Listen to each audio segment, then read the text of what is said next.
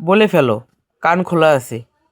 উকিলকে দেখেছি, হাঁটতে বের হয়েছিলাম ওখানে। সাহিল চোখ তুলে তাকায়, বলে, অন্তিক সরোয়ার হ্যাঁ। কাজে এসেছে, হয়তো সকালেও কাজেই এসেছিল, আমি দেখে সাথে নিয়ে এসেছি। হতে পারে, অন্য কিছু ভাবছিলাম। বনিতা না করে বলে ফেল। দিদি ভাইয়ের দিকে সকালে কিভাবে তাকাচ্ছিল খেয়াল করেছিস? এই উকিল আমার মনে হয় আমার দিদি ভাইকে পছন্দ টছন্দ করে। কথা এগোলে মন্দ হয় না। সাহিল তাকায় তাদের দিকে, বিরক্ত মুখে বলে, পাগল নাকি? অন্তিক সরোয়ার আমার বোনের জন্য পারফেক্ট না। ওর বয়স আমার চেয়ে বেশি, 31+ হবে।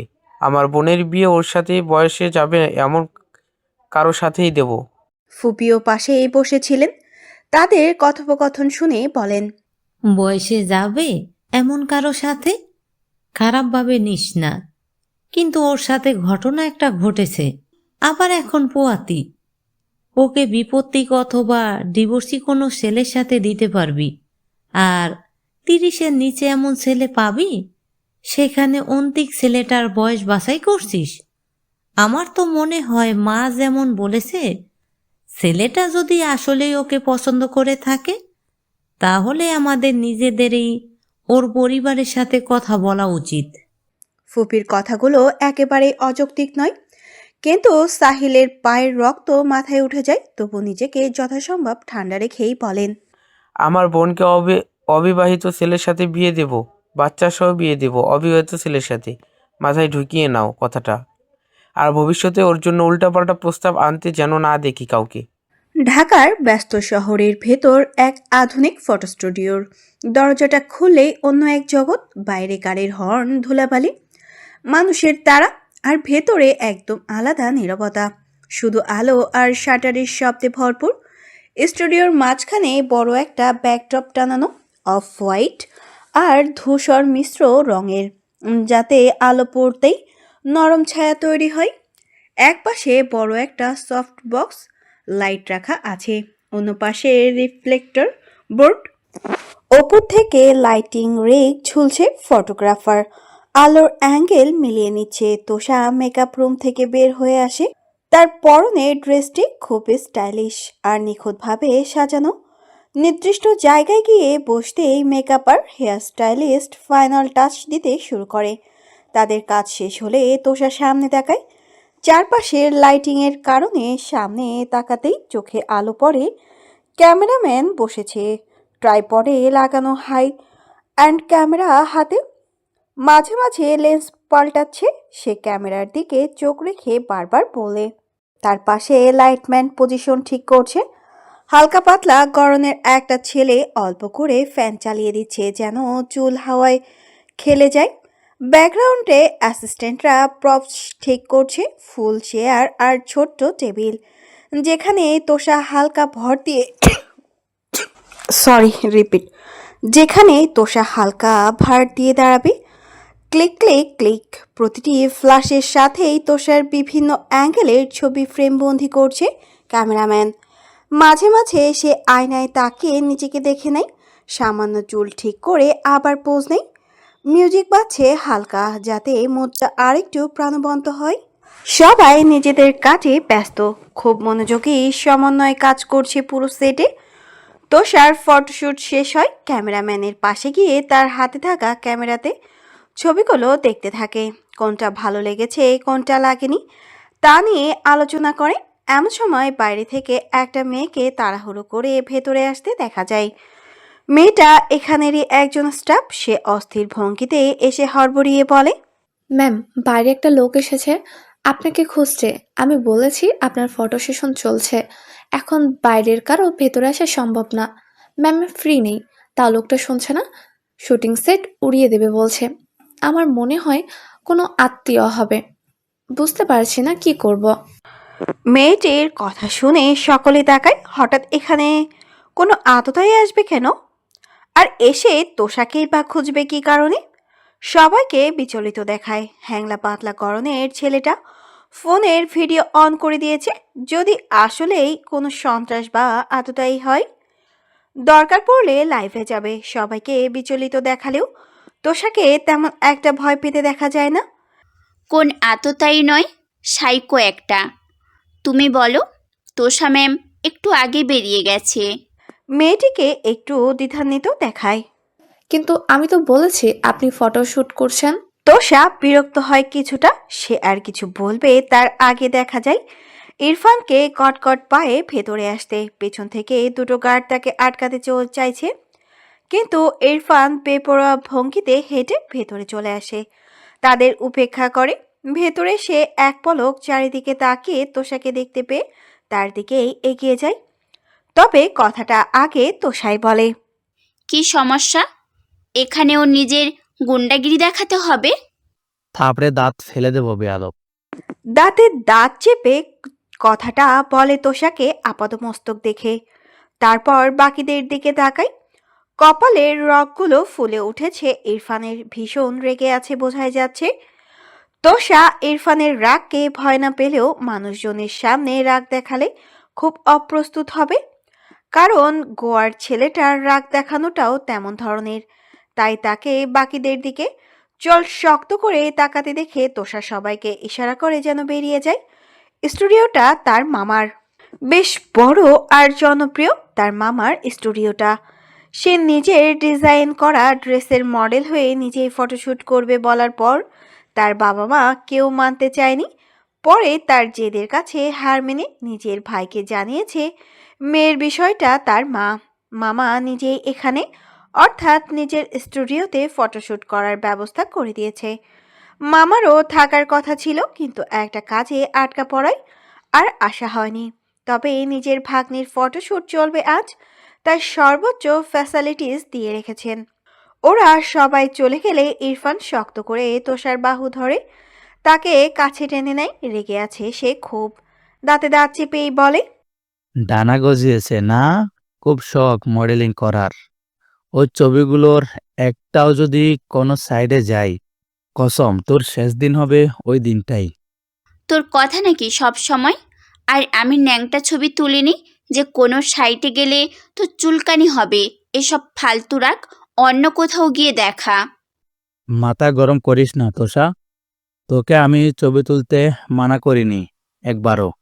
শুধু বলেছি মানুষের অ্যাটেনশন গ্রেভ করতে, বিজনেসের জন্য তোলা ওই ছবিগুলো কোথাও না দিতে। আর এটা তোকে মানতেই হবে, না হলে আমি কি করব তুই ভাবতেও পারিস না। তোর ইচ্ছে সব। আমার পাসপোর্ট চুরি করে শান্তি হয়নি। আমি কাজেও ফিরতে পারবো না, এখানেও নিজের জন্য কিছু করতে পারবো না। তুই চাইছিসটা কি বলতো? কানাডা যেতে মানা করিনি, যাবি আমি সহ। হানিমুনে যাব, ওখানে তোর আর কোনো কাজ দেখছি না। আমার কাজ আমি দেখব, তোর দেখে কাজ নেই। ইরফান গরম চোখে তাকায়। এভাবে তাকাবি না একদম। পাসপোর্ট দিয়ে দে, আমিও আর কোনো মডেলিং করব না। সম্ভব না। তাহলে কি সম্ভব? আমার নিবি? ওটা দেওয়া সম্ভব, দিই। তোষা চোখ খিচে মুখ বন্ধ করে ফেলে, কিছু বলে না। রুচি আসছে না তার। সে আরও এক সপ্তাহ আগেই ফিরে যেতে চেয়েছিল কানাডা, কিন্তু চলে যাবে ঠিক করে। পাসপোর্ট খুঁজতেই বুঝতে পারে কোথায় খুঁজে পাওয়া যাচ্ছে না সেটা। সে ভেবেছিল কোথাও হারিয়ে ফেলেছে ভুলবশত, কিন্তু আসলে ওটা ইরফান সরিয়ে ফেলেছে। অনেক আগেই এই কাজ করেছে সে। তোষা বুঝতে পারেনি, যখন 4-5 দিন আগে বুঝতে পেরে ইরফানের কাছে গিয়েছিল ওটা নিতে, তখন সে দেয়নি। ঝগড়া হয় এই নিয়ে তাদের মধ্যে। তোষাকে ইরফান কানাডা যেতে দিতে চায় না, কিন্তু তোষা ফিরে যেতে চায়। ইরফান কেন তার লাইফে এসব ডিসিশন নেবে, কেন তার ওপর অধিকার দেখাবে? তার লাইফে কি হবে না হবে সেই সব ইরফান কেন ঠিক করবে? এক প্রকার রাগ থেকেই সিদ্ধান্ত নিয়েছে এখানে থেকে ফ্যাশন ডিজাইনিংয়ের কাজ চালিয়ে যাবে। ইনস্টাগ্রামে তার বড় একটা অ্যাকাউন্ট আছে, সেখানে নানান মডেলদের দিয়ে নিজের ডিজাইন করা ড্রেসগুলো পরিয়ে ছবি ভিডিও শেয়ার করে। তবে তার নিজের ব্র্যান্ড খোলার ইচ্ছা ছিল, খুলেছিল। তবে সেটাকে এক জায়গায় দাঁড় করানোর আগে ব্যক্তিগত জীবনের সমস্যার কারণে বেঁচে থাকারই মনোবল হারিয়ে ফেলে। বিজনেস দাঁড় করাবে তো দূরের বিষয়, পরে সব ছেড়ে ছুড়ে দেশের বাইরে চলে যায়। সেখানে বাবার পরিচিত এক আঙ্কেলের কোম্পানিতে জয়েন করে ফ্যাশন ডিজাইনার হিসেবেই। সোশ্যাল মিডিয়াতে তখন সেভাবে জোর দিত না। এখন যখন দেশেই থাকতে হচ্ছে, নিজের খোলা ব্র্যান্ডটাই চালাবে স্বাভাবিক।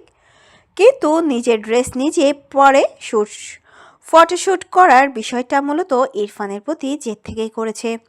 যে টেবিলটাতে বসে ছবি তুলেছিল ওখানটায় বসে তোষা। ভেতরটা রাগে ফেটে যাচ্ছে, পাশ থেকে পানির বোতল নিয়ে গলা ভেজে। এটা কি পরেছিস?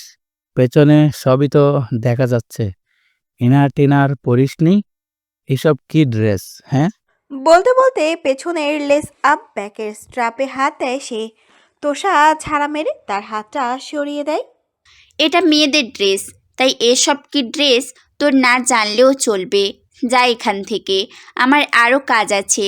ফটো সিলেক্ট করতে হবে, এডিটিং বাকি আছে, তুই যা। ইরফান তার চেহারার অঙ্গভঙ্গি, ঠোঁট, চোখ সব দেখতে দেখতে কথাগুলো মনোযোগ দিয়ে শোনে। সে এখানে আসার আগে ভীষণ রেগেছিল। তোষার বাড়ি গিয়ে যখন তার মায়ের কাছে শুনছে সে এখন মামার স্টুডিওতে আছে, ফটোশ্যুট করছে, তখন থেকেই মাথা গরম তার। রাগ নিয়ে সোজা এখানেই এসেছে। তবে এর মধ্যেও সে খেয়াল করে ড্রেসটা তোষার গায়ে ভীষণ ফিট করেছে, মোহনীয় লাগছে তাকে। পেও পিঙ্ক কালারটা গায়ের সাথে মিশে গিয়েছে একদম। তাকে দেখতেই দেখতে কথার প্রত্যুত্তরে বলে, এডিটিং বাকি? আমি করে দিই। স্টুডিওটার এডিট, তোর এডিট, সব কিছুর নকশা বদলে দেব। ট্রাস্ট মি, পুরো চেহারা বদলে দেব। বলতে বলতে তোষার চিবুকটা ধরে শক্ত করে বৃদ্ধা আঙুলটা ঠোঁটের কাছে এনে একটু নড়াচড়াও করে। ছাড়। তোষা গরম চোখে তাকিয়ে বলে, স্টুডিওর এডিট পরে করব, আগে তোর এডিট করে দেই। লিপস্টিক থাকবে না আর, আগের চেয়েও সুন্দর দেখাবে। ন্যাচারাল গোলাপি টোটটাই দেখা যাবে। ড্রেসের সাথে কাপে কাপ ট্রাই করবি? তোষা শুটিং এর জন্য সাজানো ওই টেবিলটাতেই হালকা ভর দিয়ে বসে আছে, আর ইরফান তার সামনে খুব কাছাকাছি। তার দুহাত পেছনে নিয়ে টেবিলে ভর দেয়, নিজেদের মধ্যে কিছুটা দূরত্ব রাখে। শেষ কথাগুলো বলতে বলতে মুখ নামিয়ে তার কাছাকাছি চলে আসে ইরফান। নিঃশ্বাস এসে পড়ছে তোষার মুখে। তোষা তার শেষ কথার প্রত্যুত্তর করে না, তবে শক্ত মুখে চেয়ে থাকে। ইরফানও ওর চোখের দিকে আর ঠোঁটের দিকে ইঙ্গিতপূর্ণভাবে চেয়ে আছে। তবে হঠাৎ পায়ের ওপর সূচ ফুটার মতো তীব্র ব্যথায় কিছুটা খকিয়ে উঠে সে। তোষা নিজের স্টিলেটো দিয়ে তার পায়ে গুঁতা দিয়েছে। কি করলি এটা? সি, আমার শিটলেটোর খামাল, পায়ের কামাল। সামান্য হিলসের গুঁতো নিতে পারছিস না, আমাকে এডিট করবি? ইরফান পায়ের ব্যথা সামলে তার পা থেকে মাথা অবধি আবার দেখে। লাগতে আসিস না, পা অব্দি যেতে হবে না। আমার মুখের কথার গুতাই তুই নিতে পারবি না। ইউ ব্লাডি সিট হিল, তোর মতো কঙ্কমালের মুখে ওই ধরনের বাল সার্কিং কথাবার্তাই আসবে। এর চেয়ে বেশি কিছু আশাও করি না। তোষার মুখে গালি শুনে ইরফানের চোয়াল শক্ত হয়, চোখে চোখ রেখেই বলে, বেশি বলে ফেলছিস। আরও বলবো। এস। মুখে গুতা দিলে এত কথা বের হবে আর? শুধু চিৎকার বের হবে তখন ওই মুখ দিয়ে। অ্যান্ড ট্রাস্ট মি, ওই মধুর শব্দই মানাবে তোর মুখে। এখন শুধু শুধু এসব কথা বলে আমার মুখটা খারাপ করলি। তোষা আরও একটা গালি দিতে চেয়েছিল, তার আগে আরও কাছে এগিয়ে এসে কথাগুলো ভীষণ শান্ত ভঙ্গিতে বলে ইরফান, আর সাথে সাথে গালে একটা থাপ্পড়ও পড়ে। সে অবাক হয় না। থাপ্পড় দেওয়ার ফলে হালকা বেঁকে যাওয়া মাথাটা সোজা করে তাকায় তোষার দিকে। সে শক্ত চেহারায় তার দিকেই চেয়ে আছে, চোখে পানি দেখা যাচ্ছে, ঠোঁট কাঁপছে রাগে। বলেছিলাম আমার কথা আর বাড়ি নিতে পারবি না তুই। হ্যাঁ, আমারই ভুল। তোর মতো ছেলের সাথে লাগতে এসেছি, আমারই তো ভুল। মেয়েদের সম্মান তো করতে জানিস না, উল্টো নিজের কুৎসিত রূপ দেখিয়ে কতটা বিকৃত তোর মানসিকতা সেটা বোঝাস। অবশ্য মেয়েদের সম্মান করবি কিভাবে? মেয়েরা তো মায়ের জাত। তোর তো মাই নেই। মায়ের শিক্ষা পেলে মেয়েদের কি বলতে হয় না হয় জানতি। তোর তো মাই নেই, তোর তাই মেয়েদের মূল্য বুঝিস না। বাস্টার্ড একটা। বিকেলে প্রাণেশাদের ওখানে একজনের সাথে দেখা করে সোজা নিজের চেম্বারে চলে গিয়েছিল অন্তিক। তার হাতে থাকা রানিং কেসটা একটা মার্ডার কেস। তার মক্কেল ওই কেসের বিবাদী। সেই কেস নিয়ে দীর্ঘ স্টাডি করে কিছু প্রমাণ হাতে নিয়ে এখন বাড়ি ফিরেছে সে। রাত হয়েছে মোটামুটি। ডাইনিংয়ে তার খাবার রেডি করে রাখছিল মা। ফ্রেশ হয়ে নিচে নেমে খেয়ে আবারও রুমে এসেছে। এবার বিছানায় গা এড়িয়ে দেয়।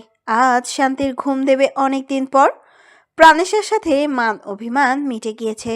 শান্তির ঘুম না এসে পারে। শুয়ে বিছানা হাতড়ে ফোনটা হাতে নেয় সে। কল লাগায় প্রাণেশার ফোনে। দুবার রিং হয়ে তারপর রিসিভ হয়। ওপাশ থেকে প্রাণেশার নিঃশ্বাসের শব্দ আসছে। প্রাণ, অন্তিক ধীমি স্বরে প্রাণেশাকে ডেকে ওঠে। প্রাণেশার শ্বাস প্রশ্বাস আরো গাঢ় হতে শোনা যায়। অন্তিক তার সাড়া দেওয়া বুঝে যায়। এক হাত মাথার নিচে রেখে আদুরে স্বরে জিজ্ঞাসা করে। কি করছো? উত্তর আসে না। অন্তিক চুপ থাকে। প্রাণেশার নিঃশ্বাসের শব্দ অনুভব করতে চাইছে সে। সেকেন্ড কয়েক পর পার হতেই টুং করে মেসেজের শব্দ আসে। কান থেকে ফোন সরিয়ে সামনে আনে অন্তিক। প্রাণেশার মেসেজ এসেছে। এমনভাবে জানতে চাইছেন যেন আমি চিল্লিয়ে চিল্লিয়ে জবাব দিতে পারবো আপনার কথার। কল কাটুন, মেসেজে বলুন যা বলার। অন্তিক হাসে। প্রাণেশার রাগের চেহারা মনে মনে ভেবে নিয়ে, তবে সে মেসেজে বলে না, মুখে বললেই জবাব দেয়। তোমার নিঃশ্বাসের শব্দে আমি আমার জবাব খোঁজার চেষ্টায় ছিলাম, মেসেজে বলতে হবে না। প্রাণেশার উত্তর আসে না, মেসেজেও না। কি করছিলে? ভাবছিলাম কিছু, একটা পেইন্টিংয়ের ছবি দেখছিলাম ফোনে। আমি এঁকেছিলাম অনেক আগে, কিন্তু নতুন কিছু খুঁজে পেলাম ওই পেইন্টিংয়ে। আচ্ছা, তো নতুন কি খুঁজে পেলে আমাকেও জানাও। আপনাকে খুঁজে পেয়েছি। আমাকে? বাবা, স্বামীকে ভালোবেসে ফেলেছো নাকি? পেইন্টিংয়েও তাকে খুঁজে পাচ্ছ আজকাল, শুনে ভালো লাগলো। বউ তো খালি বালাই বালাই করে শুরু থেকে, এখন তাহলে সে আমাকে চোখে হারাচ্ছে। ইস, বেশিই ভাবেন। তেমন কিছু না, পেইন্টিংটা দেখলে আপনিও বুঝতে পারবেন। দেখাও, আমিও দেখতে চাই। কোথায় আমাকে দেখতে পাচ্ছ তুমি? নিজের স্বামীকে কিসের সাথে কল্পনা করছো? সাথে সাথে একটা ইমেজ আসে মেসেজের পরিবর্তে। ক্লিক করে ছবিতে ঢুকে দেখতে পাই বাচ্চা একটা মেয়ের সামনে সে দাঁড়িয়ে আছে, কিছু বলছে। মেয়েটার হাতে ফুল অনেকগুলো, ফুলওয়ালি হবে হয়তো। অতিক মন দিয়ে দেখে ছবিটা আসলেই সে। এই জায়গায় সে কবে গিয়েছিল? বাচ্চা মেয়েটার সাথে আবার কোথাও বলেছে। পেন্টিংটাতে ফুল হাতে মেয়েটা তার আর তাকেই হাইলাইট করা হয়েছে। তার আশপাশ থেকে ঠিক কোথায় বোঝার উপায় নেই, তবে মস্তিষ্ক একটু চাপ প্রয়োগ করতেই মনে পড়ে এটা একটা পার্কের বাইরে ছিল। সে নিলয়ের সাথে গিয়েছিল একটা কাজে। তখনই একটা মেয়ে ফুল নেবে কিনা জিজ্ঞেস করেছিল। কিন্তু এই দৃশ্য প্রাণেশা কবে দেখলো, আবার ক্যানভাসেও এঁকে ফেললো। কি হলো ব্যাপারটা? এটা তো অনেক আগের ঘটনা। ম্যাডাম কিভাবে দেখলেন এই দৃশ্য? আমি তো নিজেই অবাক হচ্ছি। গ্যালারিতে হঠাৎ আগের পেন্টিংগুলো দেখতে গিয়ে এটা পেলাম আমি। এটা আসলেই আপনি, সেটা অনেকক্ষণ পর বুঝেছি আমি। তার মানে আপনাকে আমি আরো আগেই দেখেছি, কিন্তু মনে ছিল না। কি অদ্ভুত না? বুঝলাম ঘটনা। আমারও মনে পড়ছে। আচ্ছা, পার্কের ভেতর কাউকে ছবি আঁকতে দেখেছিলাম। এই পেন্টিংটা তো চোখ পড়েছিল দূর থেকে, কিন্তু সম্পূর্ণ ছিল না বলে বুঝতে পারিনি হয়তো। হয়তো। ওয়েট, তুমি কি ওখানে পাশের ক্যাফেটাতেও ঢুকেছিলে সেদিন? হুম। আরশি আপু আর ওর বিয়ে ছিল সাথে। কেন? আমিও ছিলাম ওখানে, নীলকে নিয়ে বসেছিলাম। অবাক লাগছে, আগেও নাকি আমরা দুজনে দুজনকে দেখেছি, অথচ কত কাহিনী হলো। তুমি মেয়েটাকে খুঁজতে কত কি করলাম। জীবন সত্যি অদ্ভুত। প্রাণেশা শোনে, তবে কিছু বলে না। অন্তিক আবারও জানতে চায়, ওই পেন্টিংটা এখন কোথায়? এই বাড়িতে থাকতে তো দেখিনি একবারও, তাহলে তো তখনই চোখে পড়তো। ওটা নেই, আনিনি তো সেদিন মামা বাড়ি থেকে। তেমন দরকারিও ছিল না। আম্মুর আমার স্মৃতি আছে বেশি ভালো লাগার। এমন পেন্টিংগুলোই এনেছিলাম আমি শুধু। একটা ফোনে পিক তুলে রেখেছিলাম। আমার সব পেন্টিংয়েরই পিক তুলে রাখা আছে ফোনে। আচ্ছা, মামা বাড়িতে তাহলে ওটা? হুম। তারপর আবার লেখে, ও হ্যাঁ, কাল ভাইয়া মামাবাড়ি নিয়ে যাবে বলেছে আমায়। সকালেই যাব। অনেকদিন পর খুশি লাগছে আমার। কাল ওই পেন্টিংটাও নিয়ে আসবো। প্রাণেশার কথাটা শুনে অন্তিক একটু চিন্তিত হয়। প্রাণেশা চলে যাওয়ার পর তাদের রিসেপশনের ফাংশন যেহেতু হচ্ছিল না, তাই তার মামাকে কি বলে বারণ করবে ভাবার বিষয় ছিল। তাদের ওখানেও যায়নি, দেখে কিছু জানায়নি। প্রাণেশার চলে যাওয়ার ব্যাপারে শুধু একবার গিয়ে জানিয়ে এসেছিল যে প্রাণেশার এক্সাম পড়েছে ওই সময়, তাই ফাংশনটা আর একটু দেরিতে ফেলবে। এরপর আর কিছুই জানায়নি। এখন প্রাণেশা ভাইকে নিয়েও এই বাড়ি গেলে সমস্যা। তাদের মধ্যে পুরো বিষয়টা নিয়ে বিভ্রান্তি ঢুকে যাবে। মামা বাড়ি? শোনো, কাল যেও না। তোমার মামা মামি জানে না যে তুমি এবারে ছেড়ে চলে গিয়েছিলে। তাতে জানায়নি, চিন্তা করবে তাই। দুজনকে অসুস্থ লাগছিল সেবার, তাই আর বাড়তি টেনশন দিইনি। তুমি কাল যেও না, আমি নিয়ে যাবো কোনো একদিন। তারপর মামা মামিকে আস্তে ধীরে সব বুঝিয়ে বলবে, ঠিক আছে? এখন তুমি তোমার ভাইয়ের সাথে গেলে তাদের মধ্যে পুরো বিষয়টা জেনে দুশ্চিন্তা ঢুকে যাবে। প্রাণেশা অন্তিকের কথাগুলো মন দিয়ে শোনে, তারপর মন খারাপ করেই লিখে, ও তা ঠিক আছে। আ বলছেন যখন ভাইয়াকে মানা করে দিব। কিন্তু আমাকে খুব তাড়াতাড়ি নিয়ে যাবেন, ঠিক আছে? আমি আরশি আপুকেও বলব যেন সেদিন আসে। আমি সহ গেলে আপু মামার সামনে যেতে সাহস পাবে। অনেকদিন পর আমরা সবাই একসাথে হব। অনেক মজা হবে। আমার তো ভাবতেই খুশি লাগছে। আমাকে তাড়াতাড়ি নিয়ে যাবেন, হুম? অন্তিক প্রাণেশার উৎফুল্ল ভাব বুঝতে পেরে হাসে। ওকে দেখার লোভ সামলাতে না পেরে হঠাৎ কল কেটে আবার ভিডিও কল দেয়। প্রথমবারে রিসিভ হয় না, প্রাণেশা বুঝতে পারেনি হয়তো হঠাৎ কি হলো। দ্বিতীয়বারে রিসিভ হয়, তবে যাকে দেখার জন্য ভিডিও কল দিয়েছে তাকে দেখা যায় না। ওপাশটা অন্ধকার, ক্যামেরা অফ করে রেখেছে হয়তো। কি সমস্যা? ক্যামেরা অন করো, লাইট চালাও, তোমাকে দেখবো। প্রাণেশার উত্তর আসে না। অন্তিক নিঃশ্বাসের শব্দই শুনে শুধু। প্রাণু, ক্যামেরা ঠিক করো, নাহলে কিন্তু আমি চলে আসবো। প্রাণেশা ঘাবড়ে যায়, তবে ক্যামেরার সামনে আসতে চাইছিল না। সে একটা লেডিস শার্ট পরে আছে বলে। এসব ড্রেস সচরাচর পরে না সে, কারো সামনে তো নাই। লজ্জা লাগছে তার। নিজেকে সামলে একটা ওড়না নেয় গায়ে। তারপর ক্যামেরা ঠিক করে সামনে সে হাত দিয়ে ইশারা করে কি জানতে চায়।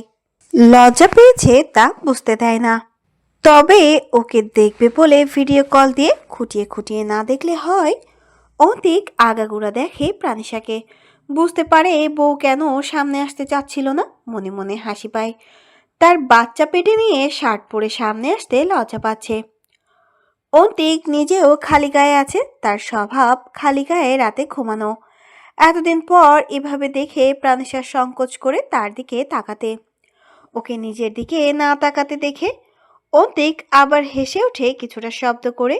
তার হাসি দেখে প্রাণেশা এবার তাকিয়ে হাতের ইশারায় হাসছেন কেন জিজ্ঞাসা করে। অন্তিক মাথা নাড়িয়ে কিছুটা না বোঝায়, তারপর বলে, এখনো বলবে না? কি? পেটে কে জানোটা নিয়ে আছো? অমনি টুট করে ফোনটা কেটে যায়। অন্তিক হাসে আবার, ফোন পাশে রেখে উপর হয়ে শুয়ে পড়ে। সকাল 5টার দিকে ঘুম থেকে উঠেছিল অন্তিক। শরীর চর্চা করে ফ্রেশ হয়ে 7টার দিকে সে নিচে নামে। আজ সে কোর্টে যাবে না, কোর্টের কোনো কেস নেই। 11টার দিকে নিজের চেম্বারে যাবে। তার আগে ইরফানের বাড়িতে যেতে হবে তাকে। ইরফানের বাবা ফোন করেছে, সে গতকাল থেকে বাড়ি নেই। কোথায় গিয়েছে কিছু বলে যায়নি। তোষার সাথে কোনো ঝামেলা হয়েছে সে বিষয়ে অন্তিক নিশ্চিত। কিন্তু ইরফান ঝগড়া করে উধাও হওয়ার মতো ছেলে নয়, বরং উধাও করার মতো ছেলে সে। তাহলে কি এমন হলো যে ঝগড়া করে নিজে উধাও হয়ে যাওয়ার দরকার পড়ল? বিষয়টা দেখা দরকার। আর ইরফানের বাবাও তাকে একবার ডেকেছে, কিছু কথা বলতে চান তিনি। ভাবতে ভাবতেই নিচে নেমে সবার সাথে ডাইনিংয়ে বসে অন্তিক। ইতোমধ্যে খেতে বসেছে সবাই। সেও নিজের জায়গায় বসে খাওয়া শুরু করে। তার মা আর চাচি সবাইকে সার্ভ করে নিজেরাও বসে পড়ে শাশুড়ির কথায়। আগে প্রাণেশাও এমন করত, দুই শাশুড়ির পেছন পেছন থাকতো সবসময়, তাদের হাতে হাতে কাজ এগিয়ে দেওয়া। আবার তাদের সাথেই খেতে বসা। এসব তার রোজকার নিয়ম ছিল, একদম বউ বউ। ওর কথা মনে পড়তেই ঠোঁটের কোণে হাসি ফুটে অন্তিকের। কবে যে বাড়ি নিয়ে আসবে, বউ বাচ্চা দুটো নিয়ে থাকবে। মা, বাবা আর ছোট বাবা কবে ফিরবে কিছু জানো? আজকের মধ্যে ফিরতে পারবে? আজ রাতেই ফিরবে তো বলেছিল। এখন রাতেই ফিরবে নাকি কাল সকাল হবে তা তো জানি না মা। অন্তিক আচ্ছা বলে মাথা নাড়ায় হালকা। কেন, কোনো কাজ আছে দরকারি? না, তেমন কিছু না। তোমার বৌমার বিষয়টার জন্যই আজ বিকেল কিংবা রাতে যাওয়া যাবে কিনা দেখতে চাচ্ছিলাম। যাই হোক, কাল হলে কাল যাব, না হয় বাবার থাকাটা ইম্পর্ট্যান্ট। মিসেস আয়েশা আমিন সায় জানাই, তবে খেতে খেতে হঠাৎ অন্যমনস্ক হয়ে পড়েন। এখনও পরিপূর্ণভাবে স্বস্তি পাচ্ছেন না তিনি। তারা না হয় গেলেন ওর বাবা ভাইকে বুঝিয়ে নিয়ে আসতে।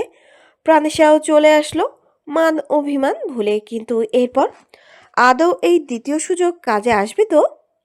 ছেলের সম্পূর্ণ দোষ না থাকলেও কিংবা কারোরই দোষ না থাকলেও অনেক সময় সম্পর্ক আদতেই ভেঙে যাওয়ার হয় বলে ভেঙে যায়। উপরওয়ালার ঠিক করে রাখা সব কিছু, ওদের সম্পর্কটা যেন তেমন না হয় সেই নিয়ে অনেক চিন্তা আয়েশা আমিনের। কারণ শুরু থেকে একটা না একটা ঝামেলা হচ্ছেই, ইচ্ছাকৃত বা অনিচ্ছাকৃত। তাই ওনার মনে ভয় ঢুকেছে, খুব চিন্তায় থাকেন এইসব নিয়ে। অন্তিক খেতে খেতে মায়ের অন্যমনস্কতা খেয়াল করে। কি হলো ভাবতেই নিজের ভেতর থেকে উত্তর আসে, তাদের নিয়ে চিন্তিত মা। সে কিভাবে মাকে আশ্বস্ত করলে মা একটু নিশ্চিন্ত হবে তা জানে না, কিন্তু তাকে নিয়ে এভাবে চিন্তা থাকতে থাকতে পারবে না মাকে। মায়ের তাকে নিয়ে কখনো সেভাবে চিন্তাই করতে হয়নি। দুশ্চিন্তা তো দূরে থাক, আজ এভাবে তার জীবনের গুরুত্বপূর্ণ একটা অধ্যায় নিয়ে মায়ের দুশ্চিন্তার শেষ নেই। দেখা গেল মা ছেলের মন মস্তিষ্ক চিন্তা ভাবনার মধ্যে বাকিদের ব্রেকফাস্ট শেষ। দুজনেই অল্প অল্প করে খেতে খেতে পেছনে পড়ে গিয়েছে। বিষয়টা খেয়াল করে অন্তিক মাকে একান্তে কিছু বলার পাই। মা, কিছু বলবি? অন্য মনস্কতায় ছেলের ডাক শুনে তাকান তিনি। এত দুশ্চিন্তা করো না তো মা। শেষবার আমার উপর বিশ্বাস রাখো, এবার কাউকে হতাশ করবো না, প্রমিস করছি তোমাকে। শেষবার বিশ্বাস রেখে নিশ্চিন্তে থাকো, দুশ্চিন্তা ছেড়ে দাও প্লিজ। তোমাকে এভাবে দেখতে ভালো লাগছে না। মিসেস আয়েশা আমিন মৃদু হাসেন ছেলের আশ্বস্ত বাণী শুনে। তোকে অবিশ্বাস কবে করলাম যে শেষবার বিশ্বাস করতে হবে? আমি আমার বাড়ির সব ছেলে মেয়েদের বিশ্বাস করি। আমরা সবাই মানুষ, পরিস্থিতির শিকার হয়ে কিংবা অবচেতন মনে সবাই টুকটাক ভুল করি, এসব স্বাভাবিক। আমার বিশ্বাস আমার ছেলেমেয়েরা বুঝে শুনে ভুল কিছু করবে না। শুধু কার ভাগ্যে কি লেখা আছে তা নিয়ে একটু চিন্তা হয়, এই যা।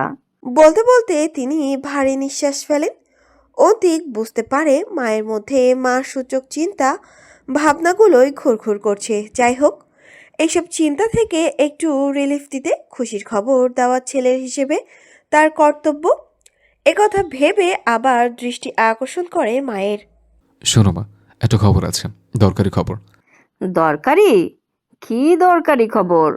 কিছু হয়েছে? কিছুটা উদ্বিগ্ন কণ্ঠে জানতে চান তিনি। হয়নি, হবে। খুশির খবরও বলতে পারো।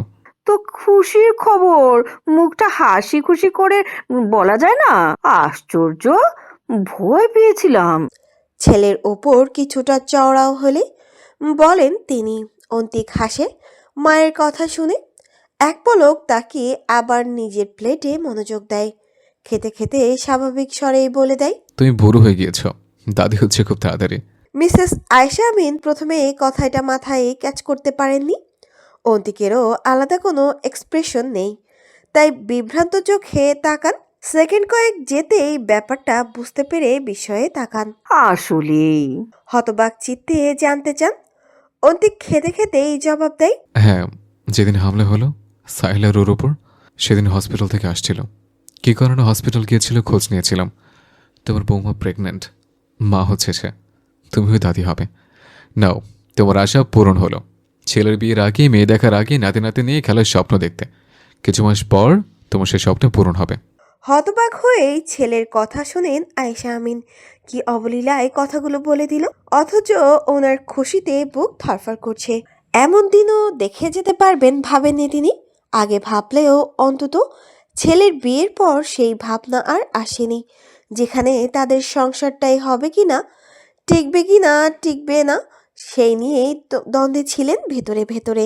এমনিতেও খুব বিবেচক ব্যক্তিত্বের মানুষ তিনি, কিন্তু এই মুহূর্তে দাদি হওয়ার খুশির বিপরীতে আর কিছু মাথায় আসছে না। যা আসছে কেবল সৃষ্টিকর্তার প্রতি লাখ লাখ শুকরিয়া। একটু আগেও ছেলে মেয়ে দুটোর সংসার আদৌ উপরওয়ালা লিখে রেখেছেন কিনা তা নিয়ে সংশয়ে ছিলেন, আর এখন সৃষ্টিকর্তা নিজেই বার্তা দিয়ে দিল, বাচ্চা উপরওয়ালার দেওয়া সবচেয়ে সুন্দর নিয়ামত। খুশি হবেন না?